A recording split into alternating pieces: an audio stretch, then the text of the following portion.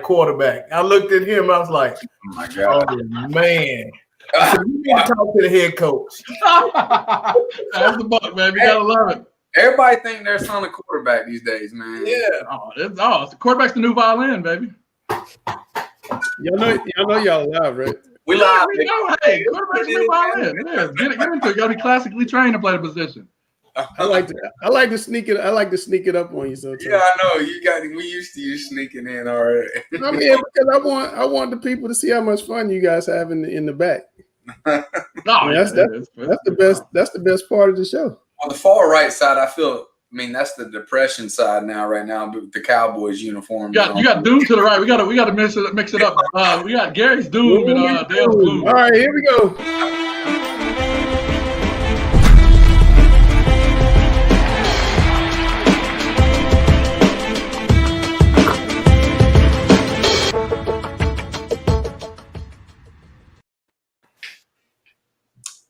All right, guys, we're back for another episode of Talking Preps. You guys had a really strong discussion on our group chat this morning.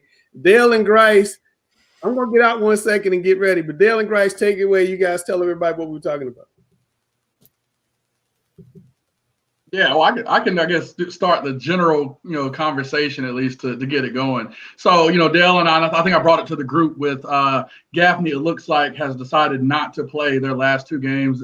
The statement was COVID-related issues, so it's a little unclear, a little murky as to if there was an actual positive test on the team versus taking an abundance of caution and related to the current climate. So Dale, I'll let you kind of go to your mentality and what you state, and I'll kind of go back from there. Uh-oh. You're muted, Dale. Hold on, let's get. We got the most technical guy on our show. I was shocked. The most technical guy on our show. Oh my gosh! No. Dale, log out, Dale, and come back. So again, I can kind of summarize. He was already with his points too. Oh, Dale, He's got it, boy. Oh, I heard it. I know he's like making all. I'll start with my point to kind of keep it going, keep it flowing. I said actually in this kind of landscape that it's a brilliant idea. Like, for example, if when you have the region, non-region, where you have conference versus non-conference, if I'm in a situation where I've clinched my regional position within the South Carolina playoff structure, as we all know, based on their structure this year, it's your conference seeding and not your overall record that plays into who you played for in the playoffs. I'll take all the losses that I could take. And shoot, we're good, and we can get ready to play the playoffs. And I think Dale had an opposing view there, and hopefully he's here to be able to talk about it. All right, so can you hear me now? Yeah. Okay. So first of all, when I read it, I didn't look at it real closely. So I didn't see the quarantine with the quotes around it, which totally changes what I think they're saying. But the discussion was it the right thing to do? I didn't get to hear what you just said, but I'm sure you probably repeated what you said earlier today. And I got to the point of, is it a good thing to actually pause your team? And my thought was, a lot of it was that they were going to have to go into real quarantine, which would mean no practices or nothing.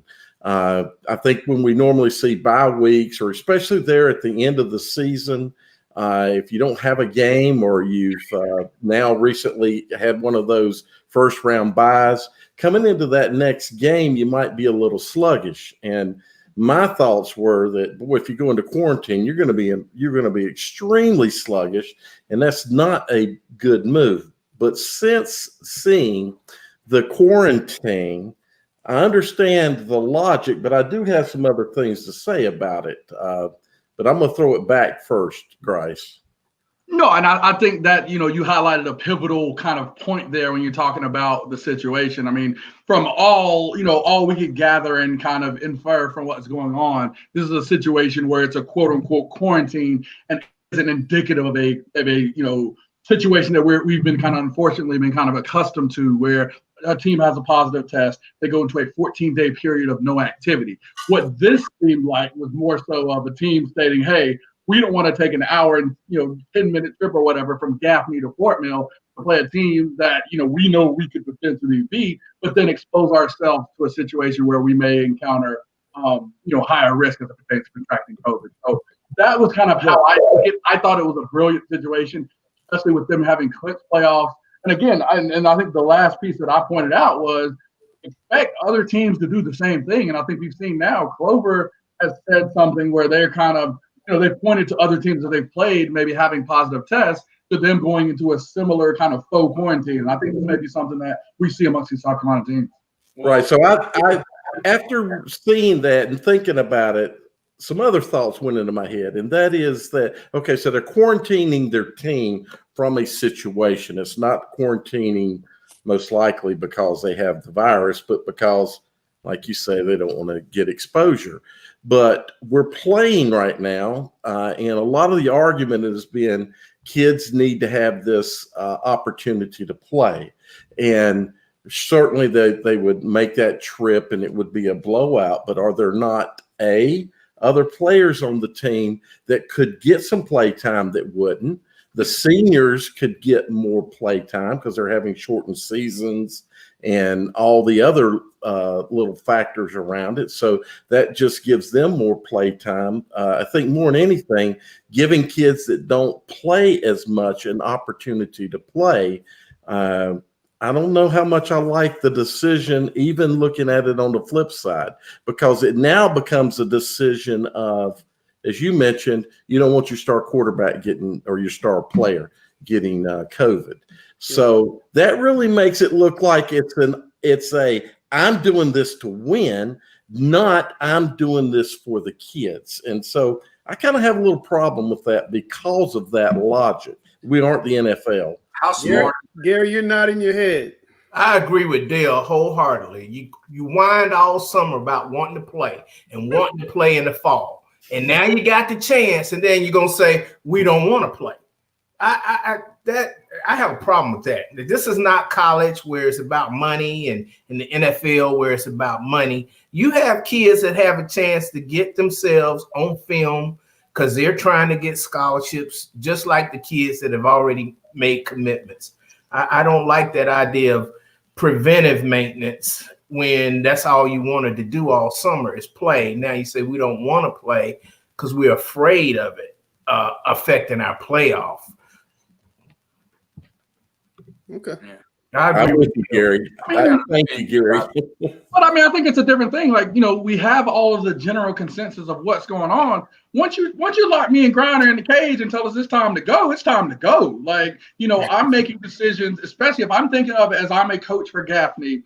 My charge by my athletic director, my charge by the family and community of that city is to win the state title. Let's be very clear. That we understand all of the things around us. What happens if you sit out 2 weeks and the teams you're playing against continue to play and you get a little rusty and you lose early? What happens? That's the issue.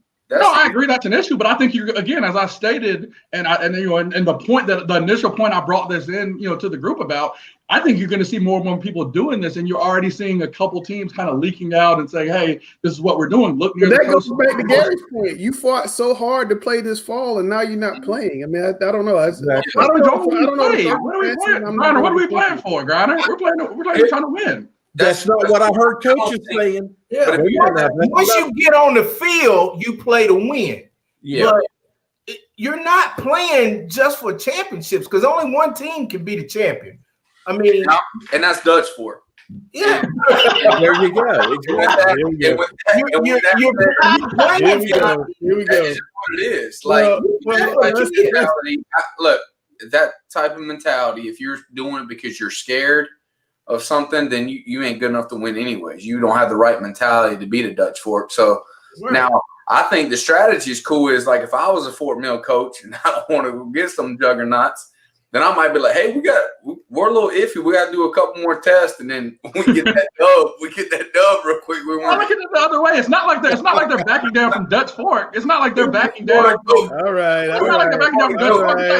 Let's got bigger stuff. This is not what we heard all summer, Bryce. Coaches said that players need to play They need to be with their team. And that, it's not about winning. It's about getting them out there on the field and playing. You know how I feel about that, Dale. Let's not get into that portion. But that's what coaches said. We had that is what they said. Let's get the train back on the tracks. That is what they said. I want to give a shout out to first-year Guitar-Barriers. They got the third straight, not just win. They got a third straight shutout. Baby. Yeah. Indian land 14-0 to qualify for the playoffs. Shout out to Guitar. Lost their quarterback is still winning. That's impressive. That's great. We got a couple more all-conference questions from fans. We got into talking about how all-conference teams should be done. Should the coaches pick them, a third party pick them? And a fan asked, what it was for Dale. Dale, what do you think? How do you think all-conference teams should be done? And are there too many guys on all-conference teams? So I do think the way that conference teams are put together currently, it varies from conferences. So you can't say it's one way for one and one for another because – man, some conferences will throw they have all these great quarterbacks and they'll throw all of them on the team. When really you should only have, maybe three, an all offensive player and then a first and second team. I think it should be done that way. First team, second team. All the coaches should nominate players. The players, you should come up with some number of maximum nominations. And then I think some kind of unbiased. There was discussion last week about letting coaches from another conference pick. I don't think that's any better than letting media pick. I would like to see the politics gone, but I would also like to see the conference teams really represent a first team, a second team, honorable mention, and that's it. And can the politics be gone, Gary? Can you take politics out of all conference? I think the way you take the politics out of it is you say the first place team gets, let's say we're saying it's 22 people on all conference. All right, first place, you get 7 players. Second place, you get 6 players. Third place, you get 5 players, on down the line like that, because the number of players, I think, also equates to winning. And I think that would take some of the politics out of it. I think then you have a fact-based. Grice is nodding his head vigorously. Because you have certain conferences and certain players that are once in a generation type talent. So you can't mean to tell me because you've got a defensive line that's all amazing and all now starting for college programs as freshmen that this linebacker or this DB or this player is all of a sudden better than someone else. And I think you get a lot of that. And that defined spot is okay. But if you're having to define spots, you've really got some horrible people with some integrity issues. Like, let's choose the best players based off of what we see. Only facts are on the camera. You still get the best players. You just don't get to put a whole bunch on there if the best players haven't resulted in winning. Yeah, I'm with Dale in the past when he said, I just wish it was you had offensive player of the year, defensive player of the year. You vote on that first, and then you eliminate that. They can't be all conference because they're the player of the year. Right. Then it opens up. You got first team, and then you got second team. And I think that it should be done with that after that. First team, second team, and then done. It does get annoying when you see certain conference strength and certain teams that are really showing, kind of their might. Like, what if you in our quarterback situation was a little extreme this past year, but if you got 4 guys throwing over 2,500 yards, and you see another conference where you got guys throwing for 800 yards making all conference or something, just to use a specific example. But that still doesn't mean you name 48 players to your all conference team. That's right. But I think there's a middle ground between that. Not 50 players. That's not a middle ground. That's Gary's participation trophy thing he gave out the other week. Right. But I think Dale's point. He's a Cowboys fan, so that's all he's used to getting. Kizzy, you are the student. You haven't said a word. What are your thoughts? Are there too many people on all conference teams? How should we do it? I'm gonna be honest. I haven't really paid attention to who's on all conference teams. I know how we did it in Arkansas. Was each coach would nominate a certain amount of players. It was a set amount of players for each team. And then that coach would leave, and every other coach from the conference would vote on who they thought should come from that team. So, and there's obviously exceptions if some team has more, but the coaches voted on it, and it was really I mean, those coaches showed integrity. It's very hard to make all conference in that area. And they do it the same for every single sport. I also know in South Carolina, they have a new camera that tracks the amount of yards. So if coaches are messing with the statistics of a player, that can be expensively fixed. But you can track expensively fixed. All right, I want to ask you guys. Oh, I gotta ask Gary, Tar Heels. Listen, I'm gonna just give you a quick list. I'm not gonna get into much details, but here's why Tar Heels lost. One, I think even us Tar Heel alums know we weren't the number 5 team in the country. Top 20, yes. Top 5, no. First of all, I'm going to say it's special teams. Okay, that's a problem. Tackling. That's still a problem. We don't tackle well. Even our best defensive players miss too many tackles. Game management. I thought when they were down 31-7, in the second half, you maybe get 5 possessions in the second half. And to go for it on 4th and 3 on your first possession when you needed to kick a field goal, I thought that was a problem. Game management, and we got a special teams problem. So we got a lot of things to fix. There's still a lot of talent. I don't think we've discovered what our identity is. We're, our defensive coordinator doesn't, he's blitzing too much instead of playing base. And we're getting confused. And on offense, we don't know whether we want to be a running team or a deep ball team every week we seem like we have a different identity. It's great to be able to play different styles based on your opponent, but I don't think we know what our identity is yet. We're going to win a whole lot of games, but I'm very interested to see how we bounce back because State is playing great right now. Even though they lost the quarterback, State's playing great right now. So we're going to find out if we're for real on Saturday against NC State. I'm actually going to that game. Malik Dunlap, my former player, is a corner for NC State. He wants me to come up there, so I'll be there Saturday. But taking me? Yeah, do you want to go? I'll go with you. All right. We get some videos in the car. I wanted to ask Grice and Kinsey. You guys went to the Country Day game. Kinsey, what did you see in that game with Country Day and Latin? Country Day got a big W.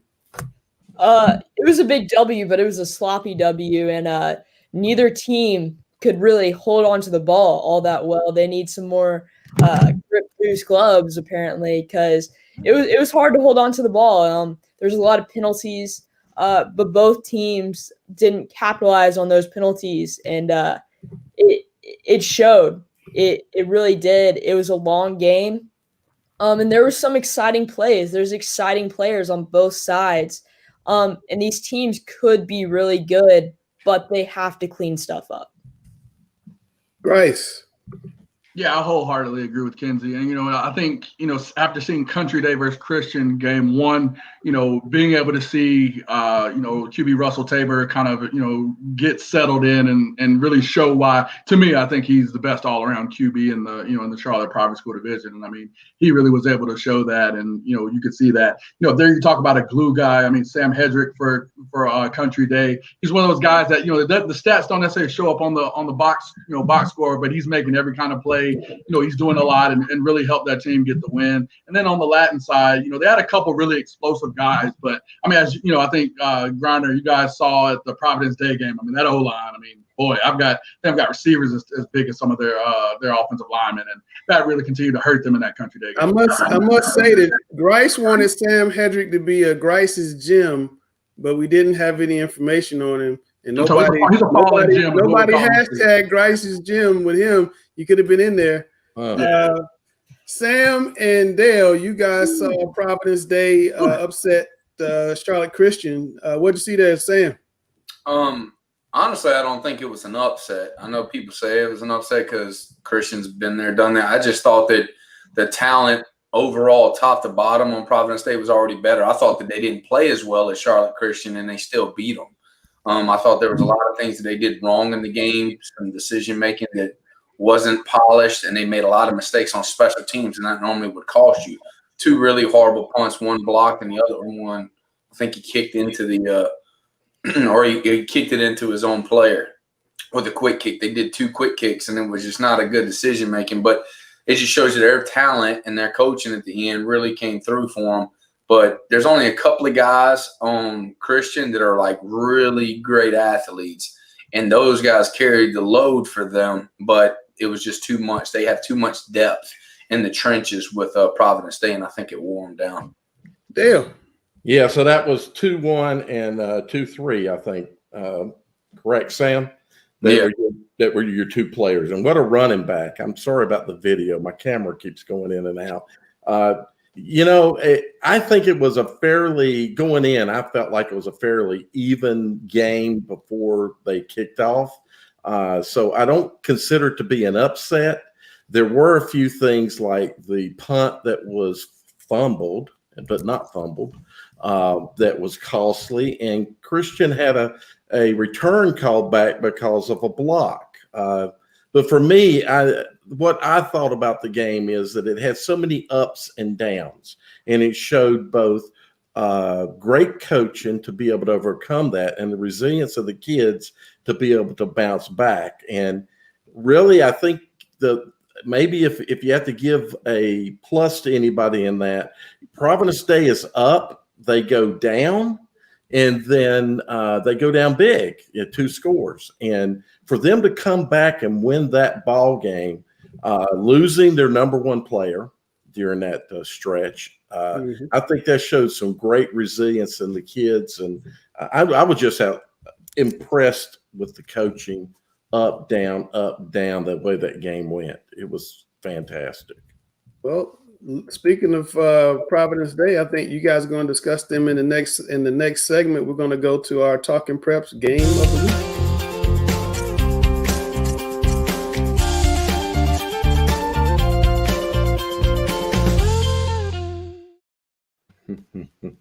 Well, guys, this week our game of the week is Providence Day at Country Day, and after that second game, you usually know what kind of team you're going to be. You know what your identity is, what you're good at, what your weaknesses are. Kenzie, how do you see this Providence Day, Country Day shaping out on Friday? Providence Day, I think, is going to win big. Country Day did not play the level I saw Providence Day play when I watched them the first week. And Providence Day's defensive line, there's some guys. And Country Day cannot hold on to the football. Their quarterback doesn't necessarily know when to throw the ball away. He tends to hold on to it just a stickle too long. And Providence Day is going to capitalize on that. And we've seen what they can do when they capitalize on errors and they turn them into points. And so Providence Day is going to win big, and I have little question in my mind about that. Dale, what do you think? So I think that Providence Day definitely has more talent. They have great coaching to go along with it. They do have some situations in the program right now. So 5'6", Zach, pronounce his last name for me, Kenzie. That's a good question. He went down with a knee injury. He tried to make a tackle in the backfield. He had his feet completely planted, and then he tried to turn his body to get on the runner, and he went down. And so he left the game with his knee iced. And I think that's big because that kid, if he's not hurt, he doesn't come off the field. And he is a key player on both sides, highly key player.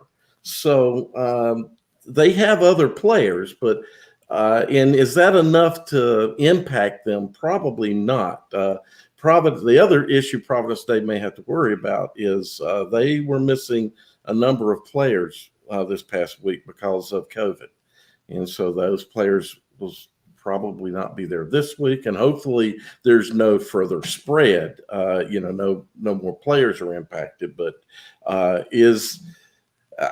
it just seems to me what we've seen with Providence Day, you're going to have to do a lot of chinks in their armor to get them down to where Country Day is going to be able to compete with them. I hate to say that, but okay. So we seem to think that Providence Day should win this game. Now let's get into GRICE'S gems. It's that time, Langston, drop it.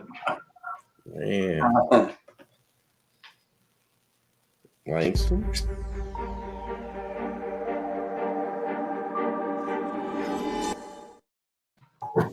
All right, we're here for another segment of GRICE'S Gems. Again, just so everybody's aware, after Friday, had that big game. You love it. You got my at Coach Jay Grice or at Langston Works. Hashtag GRICE'S Gems. Let us know about it. Let's get to our first guy. This is Rogerick Ray of North Raleigh Christian. They had the big-time 30-27 win over Raleigh Ravenscroft. This guy ran 21 times for 147 yards and 2 touchdowns on offense. Now we talk about defense. Had 11 tackles there. Moving to special teams, his punt block with 2 minutes left set up his own game-winning touchdown. But that is major, big time. And seeing that, we had to show him love. Give a special, secondary shout out to his teammate Jackson May with 21 tackles. Brian, when's the last time you had a 3? It's like the baseball 5-tool player. When's the last time you had a guy perform all well in 3 phases like that? Yeah, that's pretty amazing. All 3 phases. You don't see that very often. I mean, you see 2 in the private school leagues, but 3 making plays on all 3, special teams, offense and defense. That's a complete football player. That's somebody you would love coaching just because they love the game, no matter what they're doing. Yeah, you too, Gary. I know you've had some great athletes in your time. Have you had that guy that's been great on all 3 phases like that? No.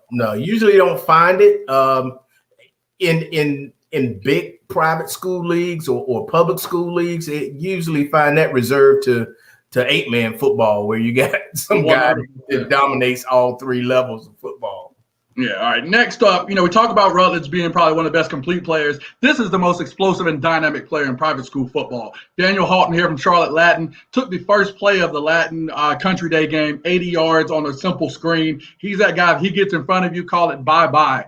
In that game, he had 6 catches, 149 yards, and 2 touchdowns. Had 14 tackles also from that linebacker spot. And I know people are wondering, why are we highlighting the team that lost? Without he and our next gym that we're going to get to in a second, no one makes plays on that Latin team. They have their struggles, but they've got some dynamic players on that team, and HAUGHTON is one of those guys. I mean, he's an outside physical receiver like this, and I know you don't throw the ball a bit, Grinder, but you got a guy like this with this kind of speed.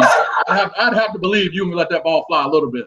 I got a guy who let it sling a little bit. Oh, yeah, I like to see it. Look at this here, little trick play magic here. But yeah, just a guy with that speed and then that physicality, man. I don't know his college prospects, but I've got to believe they're pretty good. You see, how big kid? He's what we call a dude. He's a dude. Yes, dude. He's one guy, and like I said, he really keeps that machine going for offensive coordinator Anthony Boone and Charlotte Latin. And you could clearly see when they needed to play in money time, they were definitely going to go to Daniel HAUGHTON. So had to highlight him even in a loss as GRICE'S gem. Next up, we have Chase Montgomery for Latin as well. Again, this guy had 15 tackles and 1 sack in this game, and it was 27-13 as far as their loss to Country Day. But I'm telling you right now, they don't have these 2 guys making those plays. I feel like that game would have been a lot worse. I mean, watching that game personally, you knew the tackle was either going to be made by HAUGHTON or Montgomery, and they showed up. And I think actually the second half helped keep this game in check. As that third quarter, it got to a point where it felt like Country Day was going to pull it away, but a couple key stops on defense by these 2 gems had to highlight them. But I know Grinder, you're a big defensive guy. What is having a linebacker that like this with 15 tackles in a game to really just take over a game? How does that help you defensively?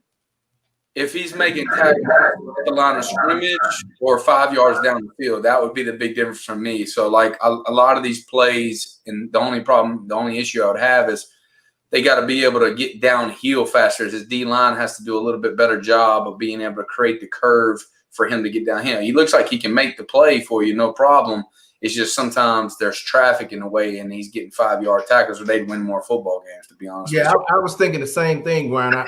Is he making a lot of tackles because the D-line is keeping people off of him and he can run, or is he chasing from behind? And that's a key indicator. But I think they had some struggles again with size on the O and D lines. But I mean, I think he's a guy that's having to make these plays, and you're seeing these high numbers because he's getting to the ball. But in some of that, some of his defense with the smaller line, he's going to have to really be that guy. Some of those tackles may be made a little further down the field than you would like. But we had to highlight him having such a big game and really, doing their part to keep Country Day in check, because that game looked all but over for most of the first half of that game. And we started to see a little fight from Latin, and these two guys were your big keys there.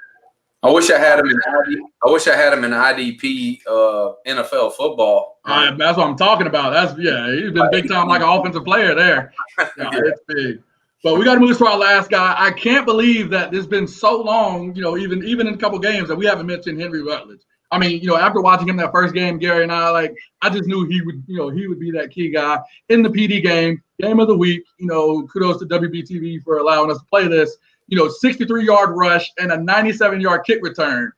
Those were called back. Those weren't actually recorded in the score sheet. Those were called back for scores in that game. But he had 23, 209, and 2 touchdowns. This guy is one of the most all-around players. Your Honor, who does he remind you of running back style? He's got somebody. Just I had a kid that was not quite as good as him, Jaquan Rankins, at one time, that could take every time he touched the ball, he could take it to the house.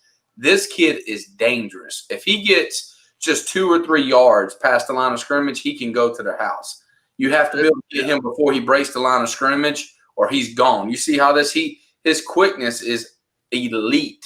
And he finishes off runs very, very well once he gets rolling. He's got spin moves. He's got, juke moves, whatever. And I've even seen him put his shoulder in the ground and once he's getting momentum. Now, if he gets hit behind the line of scrimmage, he's a little light in the butt to take on hits within the D-line and stuff, so he'll go down right away. That's the only negative if you had any knock. But this kid's a Division I player, I think. I think he's a Power 5 kid.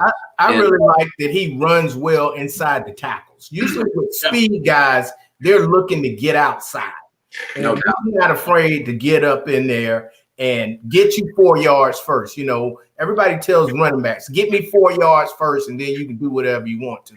And he's not afraid to get up in that line of scrimmage. I agree 100%. I think his versatility. I mean, private school, we're afforded with the ability to see these guys do everything. Hell, Gary, I think when we went to Christian, I think he was serving Chick-fil-A sandwiches in the box at halftime too, man. He's kicking, kickoffs, he's running the ball on return, everything you could ask for. And that's, that to me makes him a GRICE'S gym. I mean, I love the versatility of this week's gyms. You've got guys getting it done on very different sides. I mean, guys at least, playing 2 phases, if not 3 phases. In the football game. So again, you see my at there, Coach Jay Grice, hashtag GRICE'S Gyms. You had a big week. Your son's had a big week. Your daughter out there is making history and doing big things. Contact us and let us know. We'd be happy to have you if you had a big game. Only for primetime players only though. But I'm looking at the clock and I'm looking at the clock. I think it's past my time. I think Samuel. I think that's somewhere else now. Speaking of elite, we got Kenzie time now. She's up. She's the elite one of the show, and I'm excited to do this segment. We got to get rid of Big Dale, though. Dale's got – No, Dale's going to ask her some questions. What? What? We're going to let Dale – get you backstage, man. All right, got you. All right, I ain't going to get you back there. Go ahead, Dale. I'll let you start it. Oh, I was going to ask after she did her video, but Kenzie, we're maybe midway through our season. We're not sure, but I wanted to ask you how are you Dale, we lost Dale. I tell you what, who did you interview this week, Kenzie? So I interviewed Cameron Smith, and just a little background on this kid. The Olympic, huh? The Olympic. Yeah, he talked about a dude. This is a 3-star guy. Personally, think he should have a little bit more. He's had multiple 200-yard games, but he recently decommitted from Navy, which, if you've been following the recruiting world, is not been very prevalent right now. And so I wanted to talk to him, get his perspective on a couple of things, and it was a privilege, and I was truly honored to do it. All right, let's check it out.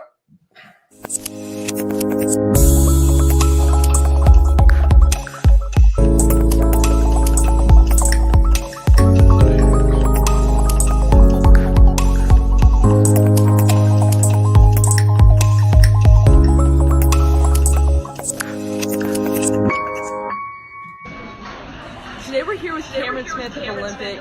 Cameron, 2 years ago, Olympic was 3-8. This season, you guys jumped to 8-4. What do you expect for the upcoming season?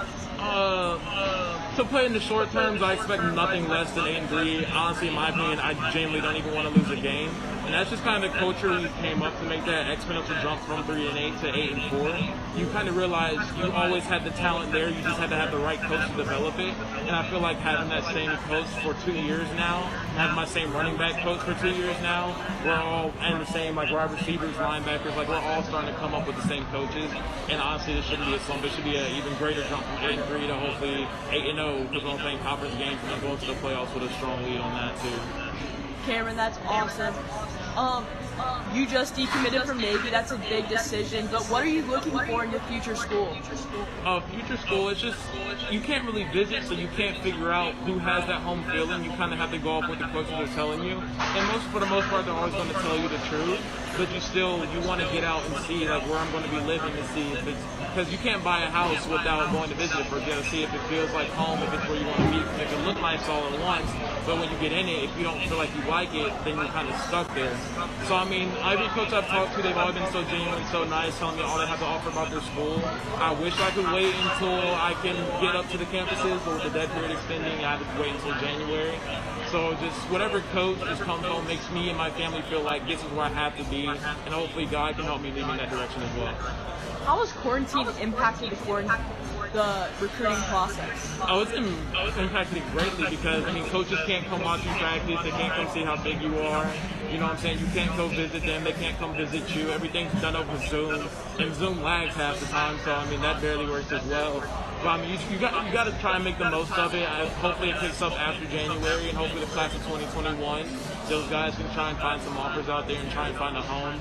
But, I mean, it's taking a detrimental toll on us, but we're just trying to work with it. I love that kid. So, Kenzie, I was going to try to ask you, since we're into the season now, first of all, how is your experience? What would you say about your experience so far, getting down on the sidelines? It's been so cool. Growing up, I used to always want to be down there. I thought it was the coolest thing ever for, the high school boys to get to go down there, for the ball boys to be down there. And to be able to do that now myself, I mean, it sounds dorky, but it's a dream come true. And I've had so much fun, and it's been so much more than whatever I expected. It's a different perspective of the game for sure. What do your parents think about it so far? Now that you've been dicing it out for us very well. My parents are so supportive. They're watching right now, even though they probably just want to be watching Monday Night Football.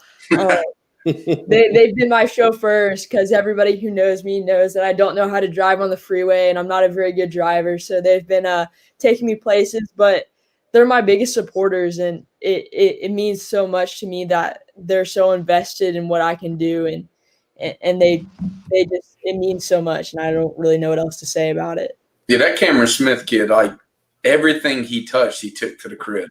Oh my gosh. He's got deceptive speed. Like, it doesn't look like he's rolling, but like no one's catching him when he hits the lane, like up the hash. He's gone.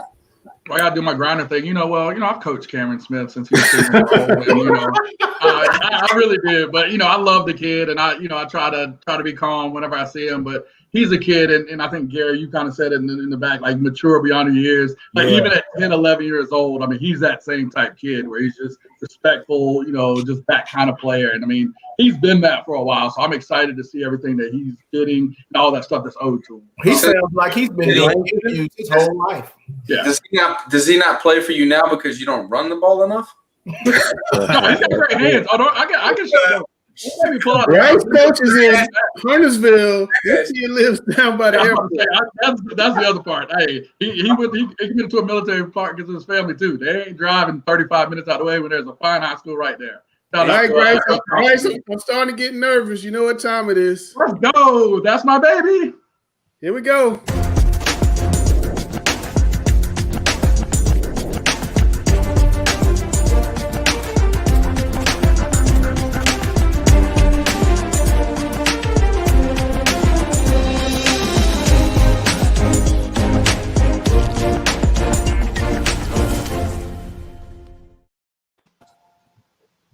Woo! I'm always nervous when that screen comes back. Here we go. Spencer Murray. Oh, what? I'm all wrong. See, I told you I'd be wrong. Hold on. I'm just. That was that middle school stuff right there. I'm just having a bad day. Slow. I couldn't. I'm having a bad day. You guys ask kids another question. I tell you what, I can't. I commend those coaches that can coach like the lower levels, like the 1As that, you know, you might have one guy, but everybody's just running like slow-mo. Like, you had to be a very patient coach. I would lose my mind. I'm like, well, you're going to have to run faster. You're always so elitist with that. Oh my God. I'm telling you, man, the dude looked like he was straight Bambi coming out the womb. Just like barely he get the legs going on. All right. Just because I like that music so much, we're going to drop it again.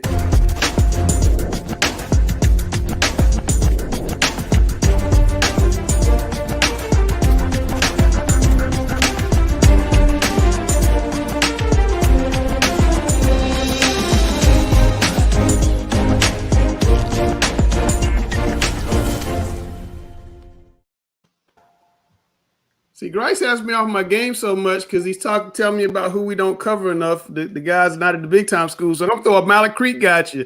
Tell me about PJ Hinton. PJ Hinton, if you can't tell by now, I like a good running back. On 33 carries last year, he had 207 yards. A lot of guys don't do that. He can run behind the blockers relatively well. There's him running it up on Hopewell a little bit. Maybe if they ran the ball. Him to have a big season this year. I'm excited to watch him play. He's going to do some big things this year, especially with this long off season to get a little bit bigger and stronger. We have not heard a whole lot about Mallard Creek. It's almost like they got something special they don't want anybody to know about. What do you guys think? Don't wake the Giants up. Hey, you call for Candyman. Candyman's going to show. I like their head coach a lot. I think he's a totally different guy from Paul Mary. Paul Mary was graded like people wanted to go play for Paul Mary for obvious different reasons. But you want to run the ball for KT. Yeah, the thing about the new guy that they got, I like him. He's all about building the man rather than just the player. So they're going to be very good. It might take a year for them to adjust to him, but they're going to be good. I think he played a lot against us. Wow. Yeah, but they graduated a lot of players, so it's gonna be a new look Mallard Creek team. How many coaches they got over there? And they usually have about 19 coaches. They always have a lot of coaches. But I will say, Paul Mary said his 9th grade and 10th grade classes last year were among the best he's ever had. So they may have a lot of guys that nobody really knows yet. They're gonna be really, really good. Well, until I start seeing their O-line leave, they're gonna be all right. Because I saw them on JV and I felt bad for that guy. That kid running right there? Did that kid get other? PJ. That number 6 wasn't. That kid was floating. I think that's DeMonte.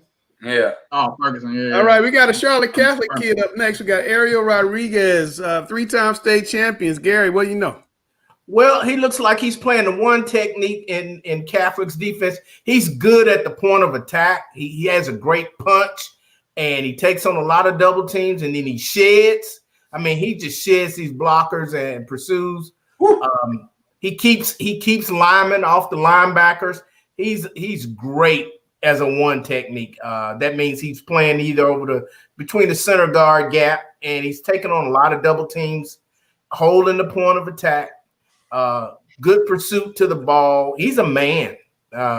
He's ideal when you're running a 3-4 defense. Keep guys off the linebackers, or 4-3 as a one technique. He's a great player. Did you see him take on that triple team right there? When you see 3 guys go to get you, that means the O-line coach said, "Hey, we need to block him." Yeah, he's got a little Donald.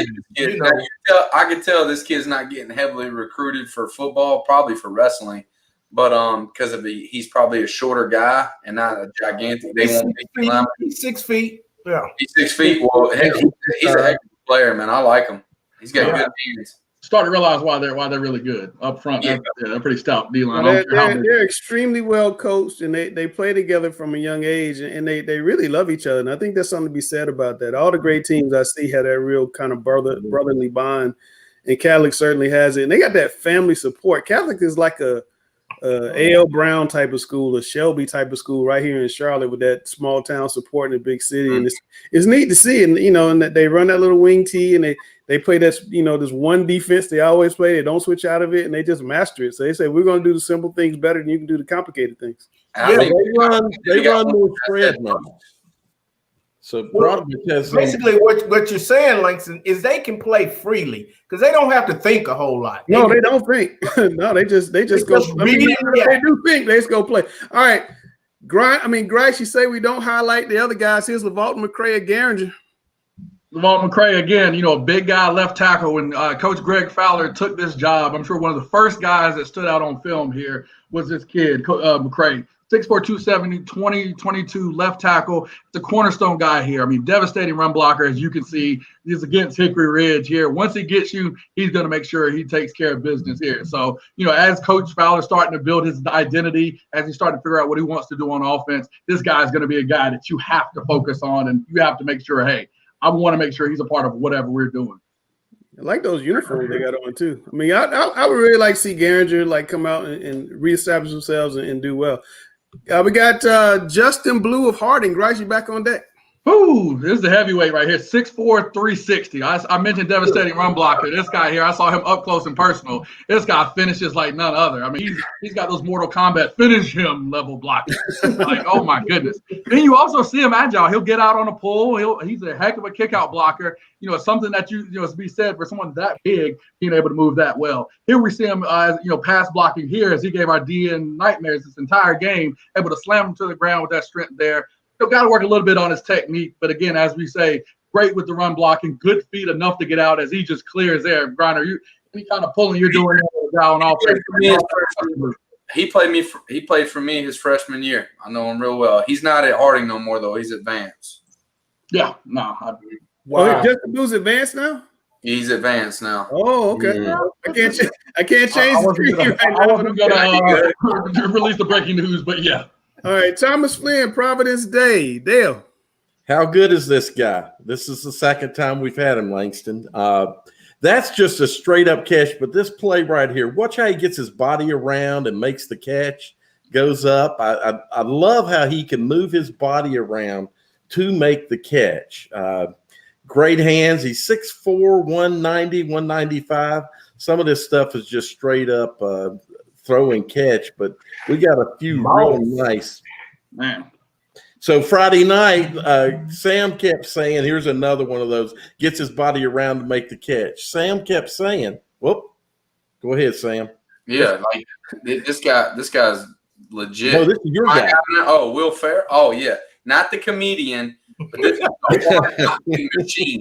You're talking about a guy I love. I wish that he put his things on here. He got 2 penalties in the game. And I don't think they were necessarily pinned. They were just such a hard hit. They had to throw a flag. They're like, that can't be legal. The kid is a head knocker. So I'm telling you right now, Will, it'll help you get recruited. Put those things on the film. I don't care if a flag's flying right beside it. Put it on film because it shows your physicality, and I love it. That sucker. He was laying the boom. It was like thunder clapping out there. It's like Thundercats. Sam talked about this kid for 15 minutes in the parking lot after the game. Dude, I love it. He was really. I'm trying to go home to meet that line. That Sam was talking about 23. We'll update your highlight, my man, because I want everybody to see those daggone Thundercat hits. They got look at that. That's a safety. And put that sideline hit on. Yeah, that was a fantastic hit. Yeah, the dude can play. He's a little high, but the kid, he thinks he's 6'2", 205. He's no, 6'2", 240 is what he's played on.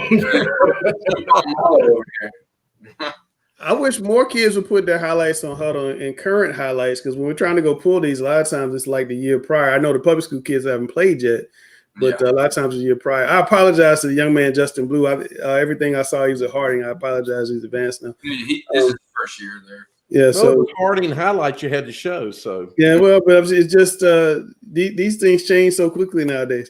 All right, it's time for Gloom and Doom and Kinsey. Ba, ba, ba. Oh, we just lost Gloom. Uh-oh, just lost Gloom.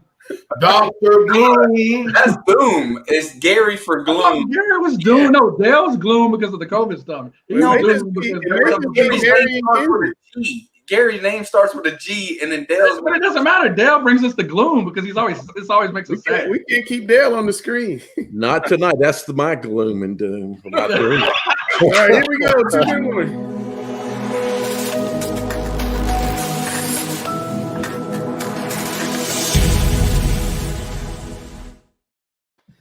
Oh my goodness. We thankfully we don't have so much gloom and doom anymore.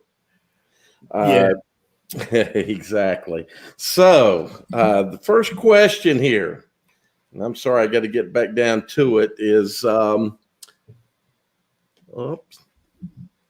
You know what? Either I've opened the wrong email. Okay, well, it's on the screen right there, Dale. Do what?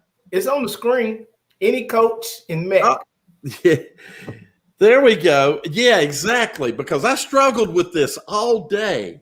If you could choose any coach in Mecklenburg County to start your program, who would it be? So, Kenzie, we can go left to right. So this is going to be a controversial one, and I'll say it from the beginning. I'm going to go Coach Bird because I like someone who can build a culture, and I think culture is what makes a great football team. And in the time he's been there, he's built a culture, and these guys have kind of shifted their mindset. When I moved here, Hopewell, they sucked, and they still aren't great, but they're consistently getting better, and they don't have as many guys as the Huffs or the Mallard Creeks, and they're managing to climb each year. And I think he's done a great job with that. And if he was to get a new program, I think he would continue to do the same thing. Kenzie, I think that's an excellent choice. He's come in and brought stability to Hopewell.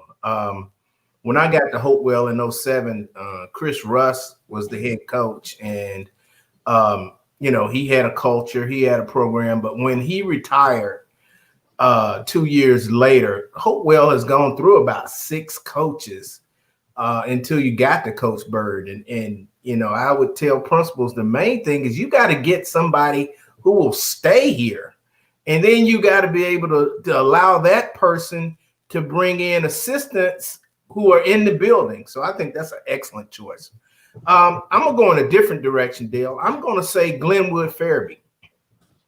And the reason I say that is because he's won a state championship in Virginia, and then to leave a very successful program in Virginia and come down here to Vance and do the same thing. Vance already had a culture. And I think he took his ego out of it, and he meshed with their culture instead of trying to change it to something else. I mean, the job he did last year is remarkable, especially to kids, who had been under Coach Brand, who had a lot of success under him, and to come in and not only with the kids, but with the staff that remained, those guys that didn't go with Brand down to South Carolina and stay here and mesh his ideas with what they were already doing. I think that was a remarkable job. I know the coach, the question said any coach in Mecklenburg. Now, my favorite, if you don't say Mecklenburg, would be Jupiter Wilson over at Hickory Ridge. I think he is doing a phenomenal job. I mean, Sam spoke to it early. He not only builds the football player, he builds the man. And that's important in today's society, to build the whole person, the student, because everybody's not going to play college football. And everybody's not going to have success at football. And so he incorporates the entire person into his program, not just the football player. Who you got, Dale? Well, first I want to say that your pick, he did an outstanding job, because you had an Aaron Brand who treats his kids like a father would, truly, in that he doesn't praise them for everything that's good if there's some bad to it. And I mean, the culture that he built there, and to have a coach come in. So the year before, you're on the state championship, in the state championship game, and you lose, but you've gone that far. You've been going to regional championships. There's an excessive amount of culture that's built in top to bottom. And then for a coach to come in, a head coach to come into that situation and take that team to another state championship and win, that's pretty exceptional. I just don't think that's going to happen often because everybody has their own way of doing things. Yeah. So he showed that, you know, some coaches take their teams and they mold their team to the players. Some coaches take their teams and they try to mold their team to the system they run. He, as you said, molded himself to their culture. Now, I don't know how much of that, but I think both of those were great choices. And as I thought about this, it's like, man, this is a hard choice because if you're going to build a program, which is what this is talking about, and possibly the school will be right down here by me at Palisades is, I think, the next school coming in, that you need to have a principal. But I thought about, you know, I'd put 4 coaches on my list actually to talk to. Scott Chadwick is a great guy that has built, he built a program at Marvin Ridge, and he went to Myers Park and he built a program. You've got Brian Hales, who, you know, how could you not want to talk to him to see if he would come over? And I hate to put above anybody, but I really like Joe Evans, and I like the culture he builds, and I like his coaching ability, his ability to get people to coach with him, and a culture that can build. He's young, he relates probably better than anybody I've seen with players without being a coach can go too far and become their friend and not do the proper job. And I think Joe, I don't think you're going to find a person that cares more than him for his players. And I might look at an assistant coach. I like Mark Harmon as well. The interesting thing is all 3 of those coached together at one time at Myers Park. But, you know, Chadwick, I'm afraid is going to run off on me down to South Carolina as soon as he gets an opportunity. You know, I was thinking the same thing. It's been so many great coaches come through Mecklenburg County, and once, you know, they get that name recognition statewide, boom, they're going to South Carolina. Right. Exactly. All right. Well, speaking of culture, one's got to go. Netflix, Hulu, or Disney Plus? Gary? Well, we have Netflix at the house. You know, I've looked at it a lot during the pandemic. Basically, on TV, all I need is sports, political talk shows, and some barbecue shows. You know, how you smoke meat, how you cook meat, Master Chef. So if I can see any of that on any of those programs, it's fine with me. I have a phobia about Disney. I mean, I've been to Orlando so many times as a kid, then as a parent. And once, the last time I left Orlando, I said, I'm never coming back here again. I hate Orlando. And when I think Disney, I think Orlando. Or Orlando, I think Disney. So the one that's got to go is Disney. I've had enough of Mickey to last a lifetime. So there's a running back that played down at Florida State, Coleman. I don't know if you remember him, but we're friends on he played in the NFL for a little bit. We're friends on Facebook, and he posted, I think it was this morning, what is it with Mickey Mouse? He's got one of his kids. He's like, he's a tough gangster kid.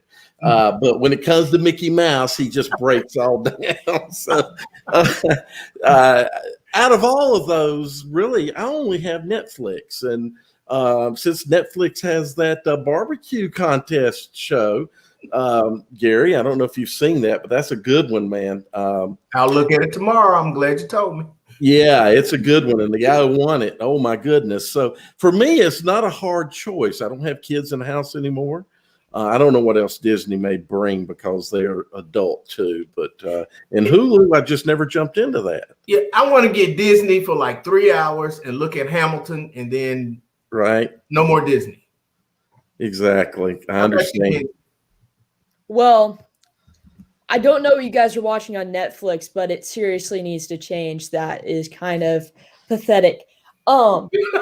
There's a lot of other shows besides barbecue shows. I personally have had Netflix. I've signed up for the free trial on Hulu multiple times. And I've had Disney Plus. Netflix is personally my favorite. I don't know if I could live without Netflix for a very long time. I really like movies.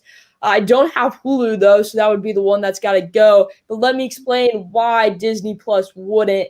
It's because they have more than just kid shows. For me, I grew up Disney kid, a lot of nostalgia in Disney Plus, with the Wizards of Waverly Place and the Sweet Life of Zach and Cody and Hannah Montana and that kind of thing. So Hulu's got to go because I forgot. I couldn't ask Langston this, but if you have cable, Hulu kind of just does the same thing as cable for me. So you got to get rid of Hulu. Okay. You know, watching you mentioned Netflix, and I'm tied up right now in the show. Oh gosh, can you guys hear me? We can hear you. We can't see you. Yeah, so I'll try to fix that. So this camera keeps going out. Kenzie, there's a program called 100. I don't know if you've seen it. It's a sci-fi show that I think. Do what?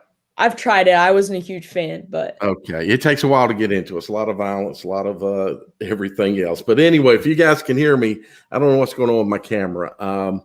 The third question is about Drake. So Drake May has already decided he's going to run off, and we don't know about Will Shipley. Will Shipley is going today. He announced he's going to Clemson today.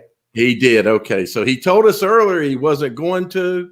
So all these players are going. Power Eccles. What does this do to the landscape of football? And I guess start left to right again.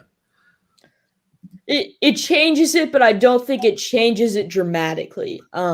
Obviously, Drake May is a great quarterback, but Myers Park has a lot of other guys too, and they can still succeed without him. It's not an end-all, be-all that Drake May is not there. They can come up with some other great stuff. Coach Chadwick is – you guys were just talking about how great a coach he is. He can fix it in a heartbeat. Weddington's been consistently good with Will Shipley. They've won 3 back-to-back state championships. You can't win a state championship with only one player. I don't think Will Shipley plays defense. So, there's definitely an impact to that. But all these guys have other aspects to why they're succeeding, and a lot of those guys are going to stay. So it changes the landscape. I don't think it changes it dramatically. I think the one that's going to affect the most is Myers Park, because not only are they losing Drake May, they already lost the McCown brothers, who were his backups. And I saw both of them play last year. McCown played some in the varsity, in a lot of varsity games. And then the younger McCown led the JV team to an undefeated season. So quarterback is the hardest position to replace. And I don't know, Drake's leaving is going to cause some other kids to leave. I think they have a few more kids that have committed to schools, and I think the dominoes may roll or fall off with some other kids leaving. So I think Drake leaving definitely puts them out of the run. I'm not going to say they're not going to be in the run for a conference championship. They won't be the favorite for the conference. I think that moves Butler up. I think that moves Hickory Ridge up, and maybe Porter Ridge. So I think it affects Myers Park more than Vance. I think Vance just has that culture. They just have so many kids over at Vance that are outstanding players. Now, if they have some other kids that decide to not commit, to opt out, then it could affect Vance. Will Shipley, I'm sure that's going to hurt Weddington a little bit. Well, not a little bit, a lot. He is considered the number 1 player in the state. And anybody would expect a drop off if you lose the number 1 player in the state. But I think some more kids are going to opt out if they have a solid commitment and they sign those papers. I saw some people today say, well, why would they leave? Most seniors are playing and taking this risk playing during this COVID time because they're looking for a scholarship opportunity. If you already have it, then you've accomplished what you're playing for your senior year, if that's your purpose for playing. Now, not everybody wants to play college football. Some of them want to play for the fun, and that's what we argued about at the beginning of the show, that football is for everybody who's on the team, not just the kids that are going to play college football. Dale, what do you think? Well, I'll start with Will, since you kind of almost ended there. And the thing about Weddington is that those kids, like Catholic, play together from youth league up. So there's a lot of familiarity and thus an ability to have a system that is kind of a next man up. It's great to be able to do next man up, but you can't always next man up to the same level. But I think that Weddington has enough of a system there, and they do have enough of a next man up that while you'd love to be able to have a Will Shipley, I think Weddington will be okay. I don't think that's going to impact them. And I don't see other players opting out or, shifting schools, because that's just not an easy thing to do. When you look at Drake May, that's a huge blow. When you also look at the backups are gone. Mm-hmm. So when you look at a program like Myers Park, who has really kind of matured on the throw game, Grice would love it over there. When you lose that quarterback, it's not just that you're losing one of the best quarterbacks we've seen play, and we've had those debates, and I don't think anybody can argue they're one of the best, but you don't have anybody to step in. Now, how's that going to impact those receivers that come to that game, come to that school? Now, it also gives an opportunity for a good quarterback to shift in, knowing he's got great scheming to play under, and he's got some great players to throw to. But how do players move between now and then to get eligible to play in the spring? That's a tough one. In Power, I think the same situation, in that he's an awesome player, but they probably have more of an ability also to have a next man up, not an equal tackler, not an equal guy that's just going to, tear you apart, but still they have other good athletes, as you know, Gary, over there. They're just loaded with athletes, and they got big kids and they got fast kids. So they got a kid that will step in and play, and they'll mature him. The biggest team that's going to hurt is Myers Park, because if they can't replace, they got to shift to some kind of run game. If they don't have a kid that can step in and play and knows the system. And so I see we got two that joined in with us. And tonight we're going to talk about rivalries. And I think we have a rivalry right here with Coach Griner and Coach Grice, and they're going to tell us some of the best rivalries to look at. So let's hit the music, Langston. Coach versus...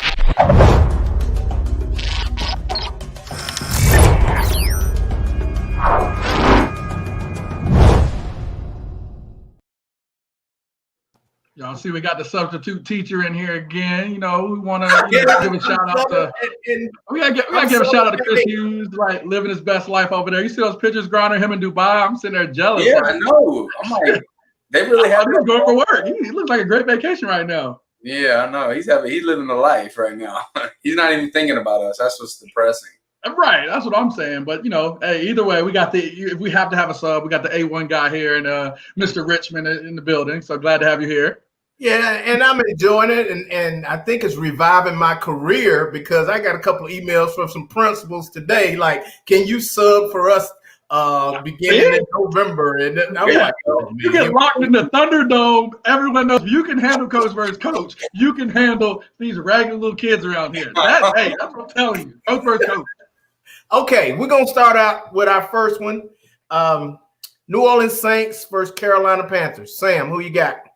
Believe it or not, I'm going to go with the Panthers on this. I think they're going to rebound. I think that their culture is really coming into effect. I don't know if, running back should he be back next week? I want to after this one, but I think it's after this. I think they may hold him out because they're playing on turf. Aren't they playing in New Orleans? Yeah, I think so. But I'm not sure. They hold him off on that turf. Even if he doesn't play, there's something about the Saints that just ain't clicking quite right this year. And I think that Panthers, I thought, should have tanked early, but now they've turned it around and get a little bit, even though they lost. I told you, man. I told you 32 G's, baby. I told you 305 energy.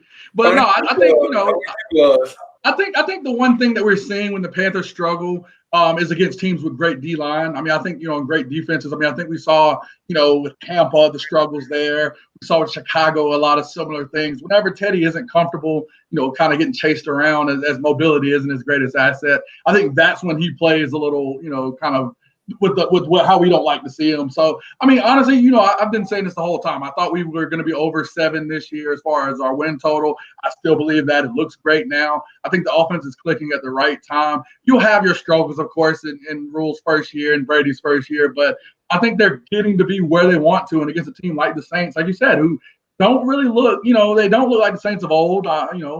Speaking of old, Drew Brees, but I think that the Panthers got a great chance to really pull off an upset. So, do you think that you talk about Teddy Two Gloves? Do you think Teddy can his being a backup with New Orleans the last 2 years will have an effect on the outcome of this game in a positive or negative way? I think it's a positive thing because he's probably went against the defense a good bit within the practice, and he understands. The great thing about Two Gloves is he don't make bad decisions. Majority, he makes really good decisions. He don't push the ball down the field if he don't feel like it's necessary. He checks it down. He lets his athletes run. He's perfect for kind of like a West Coast type offense, and he's really good at it. Yeah, and I think that's exactly what what it is. And people hate him, like my friend Danielle calls him Teddy hot dog water. People people really don't like it. He's not the quarterback that everybody wants because he doesn't have the great arm to throw the ball down the field. But I tell people, hey, Grinder, I would love to have a guy that makes the great decisions that he does. That is the thing. And wears 2 gloves. And if you can wear the 2 gloves, I love the 2 gloves. It's rain, cold, sleet. Like he got it done playing in Minnesota. Remember, his last year in Minnesota, they were outdoors. Yeah, he did all this outdoors. I mean, you talk about a guy from the 305, from Miami, from tropical waters, being able to play at Louisville for college, and then go further north and play for Minnesota. So I've always been a big fan, especially after the gruesome injury he had. It's another situation he's put in a tough, spot where people like, our esteemed colleague Griner over here wanting to tank for Trevor. But again, he shows time and time again, no matter what, I'm resilient. I can help bring this team together. And Mike Davis is another guy that kind of has that mentality. And like I say, man, guys seem to just want to play for Matt Rule. I told you, I've never met a guy that played under him that didn't speak about him like he was one of their favorite people in the world. Michael Jackson wore 1 glove. Teddy wears 2. Hey, there we go. Love it. Hey, when we just talked about, Disney, I'm thinking Mickey Mouse when I see 2 gloves. But look at their white. Like, okay, let's get on to the next topic. Also, in the last segment, we talked about how Myers Park is going to transition with the loss of Drake May. Do you think they changed their system? Somebody move in? What is it that we don't know about Myers Park that we should know, Grice? Getting my Grinder, you got to answer the question. So, the question is, can Myers Park win conference without Drake May? I got my Grinder set down pat. I compared this in, kind of funny story. We talk about when Pete Carroll was at USC. Pete Carroll did a great job of kind of getting out in a way, quote unquote, before things got to a certain period. I liken where we are to that period, to this period right here. I think that, Myers Park is going to struggle to win conference without Drake May. We talk about the departures at quarterback, but what Pete Carroll experienced, I think, is what, is happening within that conference. Pete Carroll all of a sudden had Chip Kelly over there at Oregon. He all of a sudden had Jim Harbaugh at Stanford. I think that's what you're seeing here. You're seeing Hickory Ridge, building a program under Jupiter Wilson. You're starting to see those numbers, increase to very large numbers, indicative of a lot of these other 4 AA powers. You're starting to see Butler. Brian Hales is a master at innovation. He's a master at keeping up with the times, which is why he's been there so long. Adding Trip Stone as D coordinator, bringing some of those other guys that have Mallard Creek affiliated guys, DJ McFadden on the offensive side. You're starting to see the neighborhood get a little bit more packed there, and all of a sudden you're looking around and you don't have the same bullets that you used to. So, my opinion, I think they're going to struggle to win. I don't think they're going to win it this year with all of the improvements by the competitors around them. Like I said, the question says, can Myers Park win the conference without Drake May? It doesn't say, will they win the conference? Can they win? And if you play the game, you have a chance. So definitely, I mean, Drake May, like I said, they ain't a bigger supporter of Drake May than me. Like, I think he's the most talented high school quarterback I've ever seen. I'll stay by that statement. And he can sling it, and it's devastating that they lost him and they lost McCown. McCown, I think, is playing in Texas right now. But I think that they had such a big supporting cast, and I think they had a bad taste in their mouth from last year. I think they're still a hard team to beat because everybody in our conference, I mean, think about it. They dominated the conference last year. It wasn't like they squeaked by a couple of teams. They dominated it. So I think they can win it still. Are they the favorites now? I don't know if they're the favorites, but I think that they can win it still. Yes. You go back, you dominating a little wrong. The Butler game may have ended 31-10. It was 14-7 at half. I went back to look it up just to see myself because I wanted that question. 21-7 into 3. Drake May helps a lot of that in that fourth quarter. When you're tired and this quarterback's still throwing dimes. So, I mean, there were still close games. We got to remember, Butler's still big brother. It's one win does not a program transform. What did they beat Butler? What was the final score? It was like 31-10 maybe. A little fourth quarter action help. 21 points is legit. Like, you would take 21 points in any game in the NFL. Would you take the 21 points in that team versus anybody? Yeah, I would take the 21. If you take out Pat Mahomes, 21's a little different. Drake May's the Pat Mahomes of Southwestern Parade.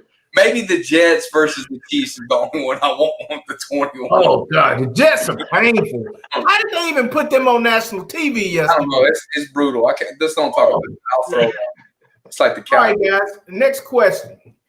Who's winning the race for private school Heisman? The Cowboys, they must already be losing. Let's see. Must be losing already. It's Henry. Rutledge. Is that how you say his last name? Rutledge? Yes.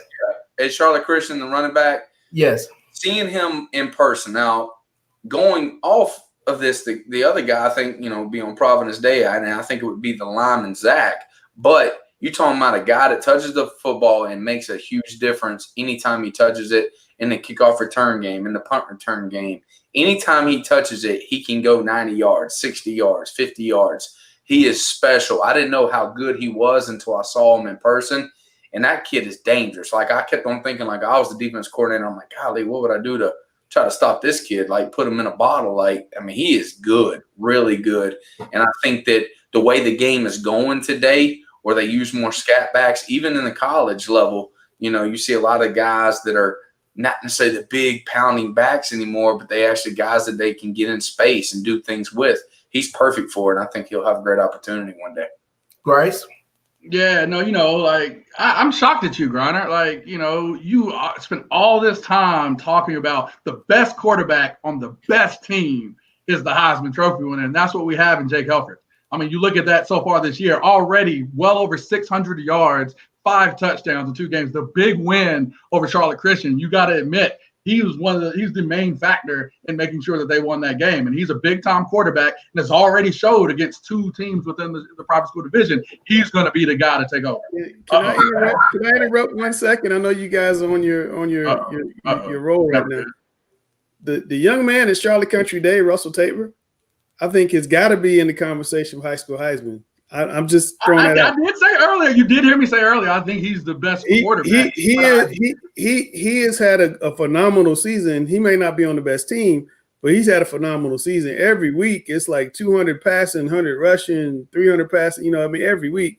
I'll get out. I just want to throw that in. No, I appreciate that. You got the editorial note, but again, you can't lose. We know with the Heisman, man, you can't put these 1 and 2 loss teams. And again, he's got to go beat. If he beats Providence Day, you help me with the retraction. I'll write out a statement from my PR guy to make sure I'm sorry. But you got to beat the man in order to get that type of level. So he's going to get that. This week. If you look at the Charlotte Christians overall team compared to Providence Day team, even though Providence Day had tons of injuries, tons of COVID-related things, I think they didn't have but like 7 other guys, 7 starters, but they still had more guys in the trenches. They had tons.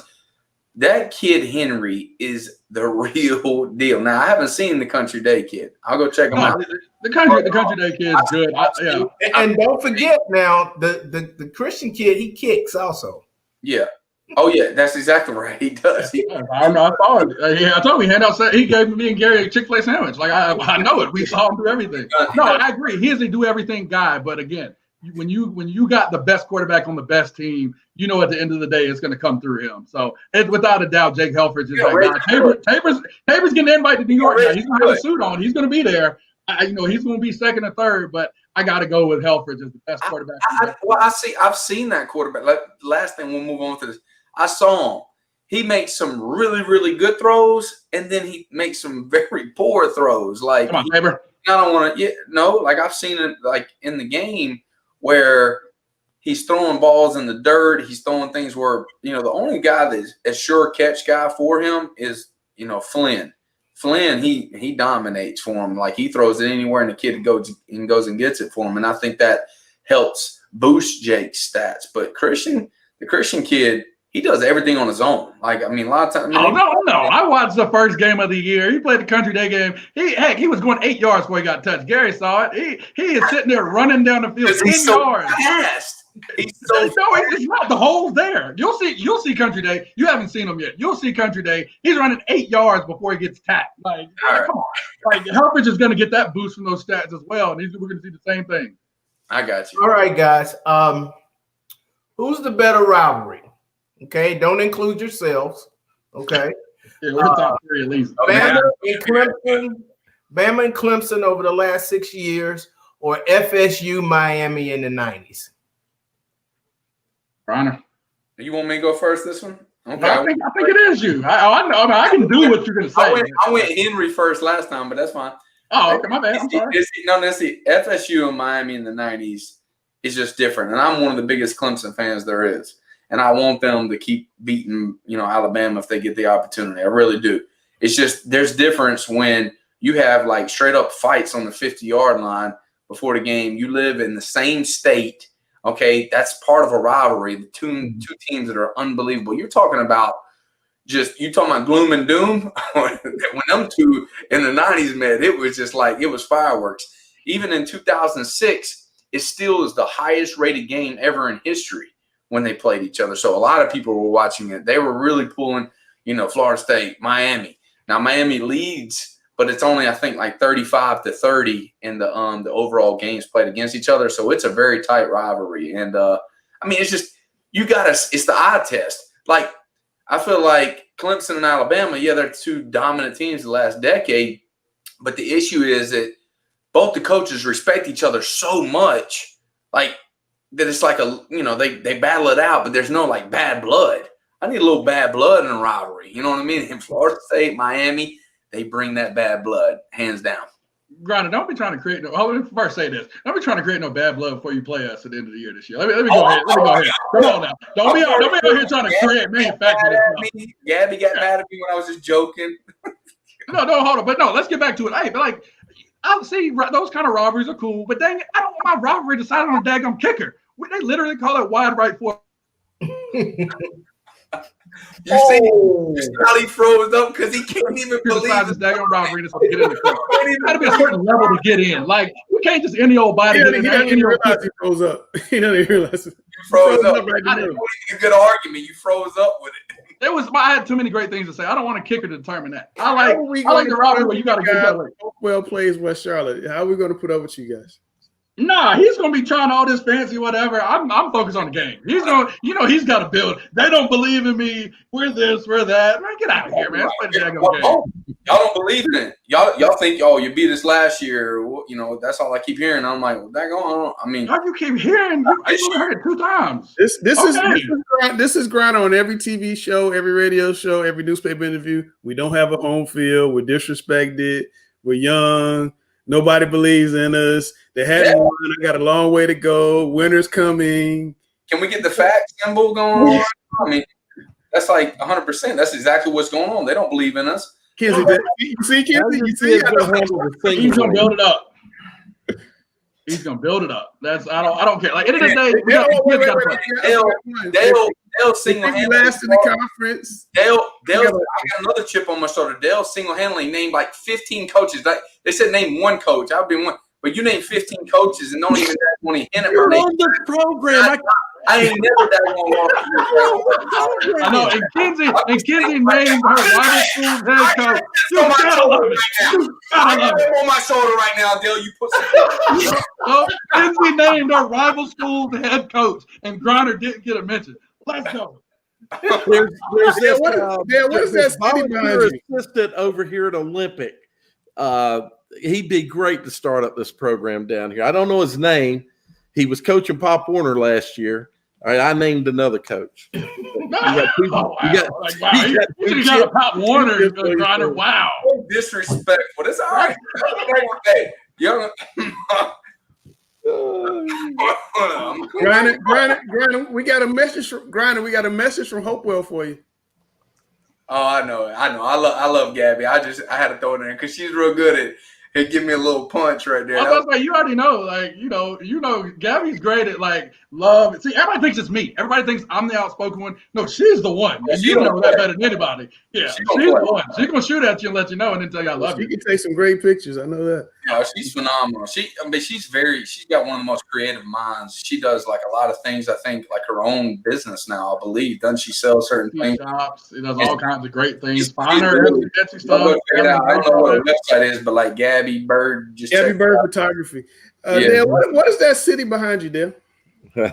I missed out. I was trying to edit to add a person's face in there, but I didn't quite get there. That's Dubai. Oh, man, Chris, everybody, Chris Hughes is still with us, thankfully. He's in Dubai right now. He just got there, I think, yesterday or this morning. So, hello, Chris. If he gets some internet, he'll be back. Yeah, so if he sends us in Dubai, he's like, I don't have any internet. I don't know. Like, I'm working. Right, he's working on it. One of the richest cities in the world. I'm sure you can find some internet. Exactly, I'm working. My wife worked on the Burj Dubai building, which is the largest building in Dubai when my babies was little, and she was like, "Can you fly across and come see us?" I was like, "How long is the flight?" She's like, 24 hours. I'm like, "I got a 4-year-old and a newborn." I said, "I don't think that's gonna work." So I didn't go to Dubai. That's my almost went to Dubai story. But so Sam, it's about your time. We're losing viewers. Everybody's going to Monday Night Football. We'll put you in one shot.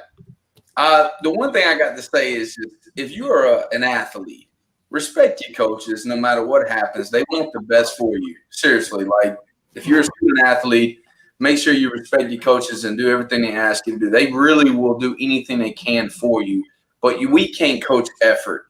There's a certain situation, like I've seen it too much, where we can teach X's and O's, but if we got to coach effort, you're missing the whole point of life itself. So just make sure you do that on yourself. Effort's all on you. Effort's all on you. Mm-hmm. You got to bring it. If you're not willing to bring it. Yeah, get it right, girl. That sounds like a culture shifting conversation. I love it. Bringing the culture in there. Grunt always throws me off because I never know like how long he's going to go. So I'm like, if I look down, he stops and he's still on the one shot. And in some weeks, I'm ready to hit the button, and he just keeps talking and talking. I'm tired today. Football's back. He's a little tired. You got to get back in the football. No, he didn't want to be on the show tonight. Trust. He wanted to watch Kansas City. Kansas City won 26-17, by the way. But he wanted to be on the show. So, I mean, he wanted to be in front of television. He didn't want to come work tonight. I got it right here on my phone. I'm like, I was about to say, yeah, put the TV like this. You're in the mansion. Now put the flat screen up. Hey, Kenzie, whose jersey do you have on? Dak Prescott, man, win for Dak. Let's do it. Good luck, Dak. Good luck coming back. Rifle. He's I never. can't even root for him. Like when they had Dak, I can root for him a little bit, but I can't even root for him anymore. I mean, I don't like the Cowboys, but he's a good man, and I just hated he got injured the way he did. And he didn't get the contract I thought he should have gotten. I thought he should have gotten paid, and you know, we can argue whether he should have held out or not or whatever. I'm sure Gary has some strong opinions, but I just hope he comes back and hope he gets the money he deserves. I mean, he's a good guy, and we need more good guys in pro sports. Guys, it's been a fun show. It's 8:30, so I'm trying to be mindful of the time. We're going to come back next week. We have a lot to talk about. Public school football is getting rolling. Sam's at practice every day. Won't even come on and do the preview for me today because he was at practice doing COVID. Man, I was COVID like, I know. I'll be back on the grind with you, man. I'll have to. It's a new world, but I mean, we're getting really close to high school football on the public school side, and I think it's going to be pretty good this year. I think there's been a lot of angst and whatnot. I think we're going to have fans in the stands. I think it'll be some good football, and if you make the playoffs, college coaches can actually come and see you play and practice. So I think there's a little bonus there as we get going. So I think some of you guys may end up saying, "Man, this was pretty cool." So how about the beard? I'm trying to get some GRICE going on right now. Like it's. I mean. Be careful. This thing might be cut off, especially like I said, with this getting to the point I'm tired of it. It might be cut off here one of these days. Give me a little time. There you go, Dale. Right in time for Christmas. Hell, you should be growing it out so you can get that extra check during Christmas time. I am. Sam, guys, I'm Langston. That's Gary. That's Sam. That's Dale. That's Kenzie. That's Grice. We're talking preps. We'll catch you guys next Monday at 7:00. How about them Cowboys?